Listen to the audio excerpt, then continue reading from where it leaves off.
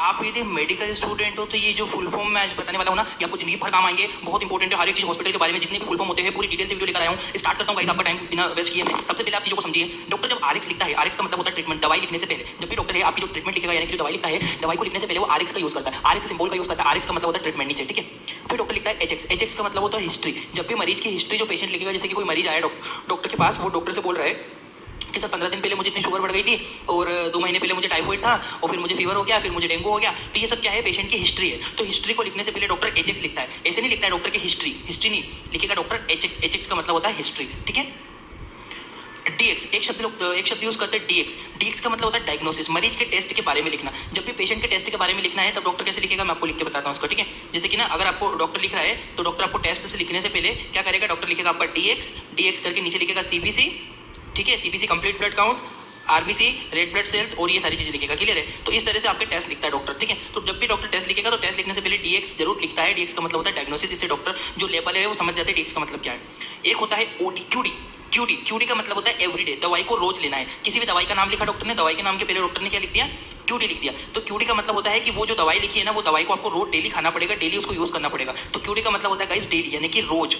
Next आती है क्यूओडी, every other day, यानी कि जो दवाई लिखी है यदि दवाई के सामने डॉक्टर ने लिख दिया है क्यूओडी, तो क्यूओडी का मतलब होता है एवरी अदर डे, यानी कि एक दिन छोड़कर देना है। ऐसे क्या रहता है कि जो नर्सिंग स्टाफ रहता है, हॉस्पिटल में जॉब करते हैं, वहाँ पे डॉक्टर मेडिसिन के आगे क्यूडी लिख दिया। क्यूडी का मतलब होता है मरीज को आपको देना है, डेली देना है वो दवाई, चाहे वो इंजेक्शन हो चाहे जो भी चीज हो, मेडिसिन के बारे में कुछ भी हो सकता है। यदि उसने क्यूओडी लिखा है डॉक्टर ने, तो क्यूओडी का मतलब होता है एवरी अदर डे, यानी कि हर एक दिन छोड़कर आपको मरीज को वो दवाई देना होती है। एक होता है गाइस QH, QH मतलब एवरी आवर, ठीक है। हर घंटे में आपको दवाई देना है, हर घंटे में आपको जो भी चीज आपको देना है। जैसे कि डॉक्टर ने बोला ग्लूकोज का बोल दिया, ठीक है, ग्लूकोज के आगे लिख दिया QH और आगे ग्लूकोज। QH का मतलब होता है एवरी आवर, यानी कि हर एक घंटे में पेशेंट को ग्लूकोज देना होगा, ठीक है। तो ये रहता है इस तरह से ना, मैं ग्लूकोज का ही नहीं और भी बहुत सारी चीज रहती है, मेडिसिन रहती है, तो हर घंटे में आपको देना होती है। हर घंटे का लिए डॉक्टर यूज करता है QH। QH का मतलब होता है एवरी आवर, हर घंटे में। नेक्स्ट जो फुल फॉर्म होता है एस। देखो गाइस, डॉक्टर इसको बहुत बार लिखता है, आप समझ लो। एस का मतलब होता है विदाउट, दवाई किसके बिना लेनी है, ठीक है। यदि डॉक्टर ने लिखा है विदाउट फूड, विदाउट फूड नहीं लिखेगा डॉक्टर, डॉक्टर लिखेगा एस आगे करके लिख देगा फूड, यानी कि फूड के बिना वो दवाई लेनी। जैसे कि डॉक्टर ने लिखा है कि भैया पेंटोसिट, ठीक है, पेंटोसिट लिख दिया और आगे एस लिख दिया, ठीक है। पेंटोसिट करके एस लिख दिया और आगे लिख दिया उसने फूड, तो मतलब वो खाली पेट लेना है, खाना खाने के पहले लेना है, यानी कि खाने के बिना लेना है, ठीक है, उसके बिना लेना है। कोई लिख देते हैं डॉक्टर मिल्क, यानी कि दूध के साथ नहीं लेना है, दूध के बिना लेना है, विदाउट लेना है। तो एस का मतलब होता है विदाउट, दवाई उसके बिना लेना है। नेक्स्ट जो आता है हमारा सी। कभी कभी सी वर्ड यूज होता है विथ, सी का मतलब होता है विथ। कभी भी डॉक्टर विथ यूज नहीं करता, सी लिख देता केवल, यानी कि सी। कोई जैसे कि मलेरिया की मेडिसिन है तो मलेरिया की दवाई के आगे वो लिख देगा सी मिल्क। सी मिल्क मतलब कि वो दूध के साथ में लेना होती है हमें, ठीक है। तो सी के मतलब होता है विथ, दवाई किसके साथ लेना है आपको, ठीक है। तो दूध के साथ लेना है या पानी के साथ लेना है या आपको कैसे लेना है, तो उसके साथ में विथ का मतलब होता है। अब डॉक्टर कभी कभी लिखता है SOS, इफ नीडेड, यानी कि जरूरत हो तो लेना है। जैसे बोलते नहीं डॉक्टर, आप गए कि सर मुझे 3 दिन से बुखार आ रही है, सर दर्द कर रहा है और पेट भी दर्द कर रहा है, तो डॉक्टर ने बुखार की दवाई तो लिख दी कि आपको सुबह शाम लेनी है, और एक उसने दर्द की दवाई लिख दी नीचे, और दर्द की दवाई के सामने वो लिख देगा SOS, यानी कि जरूरत हो तो लो और जरूरत नहीं हो तो मत लो। तो SOS का सिंबल याद करना, डॉक्टर याद लिखते हैं, डॉक्टर के पर्चों पे देखना आप लोग, बहुत जगह लिखा रहता है SOS, यानी कि जरूरत हो तो लेना है। एक होता है एसी। एसी का मतलब होता है बिफोर मील, खाना खाने के पहले। डॉक्टर लिख देगा आपको एसी और आगे दवाइयों के नाम लिख देगा, ठीक है। तो वो जो दवाइयाँ लिखी है ना, उन्हें वो खाली पेट लेना होती है, जैसे कि पेंटोसिट हम लोग खाली पेट लेते हैं। इसी प्रकार से होता है पीसी। पीसी का मतलब होता है आफ्टर मील, यानी कि खाना खाने के बाद। डॉक्टर कभी भी ऐसे हिंदी में नहीं लिखता है कि खाना खाने के बाद लेना है, खाना खाने के पहले लेना है, वो बोल देगा, पर लिखने में जो डॉक्टर प्रोफेशनल जो डॉक्टर होते हैं वो एसी लिखेगा। एसी का मतलब होता है बिफोर मील, पीसी का मतलब होता है आफ्टर मील, खाना खाने के बाद, खाना खाने के पहले। नेक्स्ट आता है हमारा PID। PID का मतलब होता है PD, PD भी से बोलते हैं बहुत जगह, PID भी बोलते हैं। PID का मतलब होता है ट्वाइस डेज, दिन में 2 बार, यानी कि कोई डॉक्टर ने दवाई लिखी है, उस दवाई के आगे यदि डॉक्टर ने लिख दिया PID, PID का मतलब होता है दिन में वो दवाई 2 बार देना है। जैसे कि मैं बोलूँ एंटीबायोटिक एमोक्सिलिन, एमोक्सिलिन के आगे लिख दिया उसने PID, यानी कि वो जो एमोक्सिलिन है वो 2 बार देना है। वो इंजेक्शन हो सकता है, गोली हो सकता है, दवाई हो सकता है, शीशी हो सकता है, कुछ भी हो सकता है, ठीक है। नेक्स्ट होता है हमारा TID, यानी कि TID का मतलब इसको TDS भी बोलते हैं। TID का मतलब होता है 3 टाइम, यदि कोई दवाई है उसको 3 टाइम यदि देना है तो डॉक्टर उसके आगे TID लिख देगा या TDS लिख देगा, दिन में 3 बार देना है मरीज को। एक होता है QID। QID का मतलब होता है 4 टाइम, दिन में 4 बार वो आपको दवाई देना होती है, ठीक है। चाहे वो टैबलेट हो, शीशी हो, कुछ भी हो, एंटीबायोटिक हो, इंजेक्शन हो, कुछ भी हो, ठीक है। यदि डॉक्टर ने उसके आगे QID लिखा है तो QID का मतलब होता है 4 टाइम, दवाई को दिन में 4 बार लेना होता है। बहुत इंपॉर्टेंट है, इसका स्क्रीनशॉट ले लो आप लोग, फिर मैं आगे बढ़ूंगा, जल्दी स्क्रीनशॉट ले लो। नेक्स्ट आता है हमारा 14वें नंबर पर OT। OT शब्द का मतलब होता है वन टाइम, दिन में दवाई को दिन में केवल 1 बार लेना है। OT का मतलब क्या होता है, वन टाइम, दिन में केवल आपको 1 ही बार लेना होती है। उसके बाद आता है TW। TW का मतलब होता है 2 वीक, 2 हफ्ते में 1 बार दवाई लेना है, ठीक है। ये चलती है फंगल मेडिसिन में, ठीक है। फंगल जो मेडिसिन होती है वो उसमें देते हैं, लिखते हैं डॉक्टर TW। TW का मतलब होता है हफ्ते में केवल 2 हफ्ते में केवल 1 बार लेना है। एक वर्ड यूज करते हैं एसक्यू। एसक्यू का मतलब होता है सब क्यूटेनियस इंजेक्शन। जो इंजेक्शन हम लोग देते हैं ना, वो मैं आपको वीडियो डिटेल से लाने वाला हूँ, कितने प्रकार के इंजेक्शन होते हैं, कितने कितने कैसे कैसे देते हैं। तो एसक्यू का मतलब होता है गाइस सब क्यूटेनियस इंजेक्शन, ठीक है, उसको सब क्यूटेनियस देना है। एक इंजेक्शन होता है आईटी। आईटी मतलब इंट्राडर्मल, जो टर्मल होती है, टर्मल जो स्किन की लेयर होती है उसमें देना है, इंजेक्शन को टर्मल परत में लगाना है। आईटी का मतलब इंट्राडर्मल, ठीक है। एक होता है आईवी, सब लोग जानते हैं इंट्रावीनस। इंट्रावीनस का मतलब होता है हमें नसों के अंदर, वेन के अंदर, शिराओं के अंदर इंजेक्शन लगाना पड़ता है, ठीक है। आईवी का मतलब सबको पता है। एक होता है आईएम।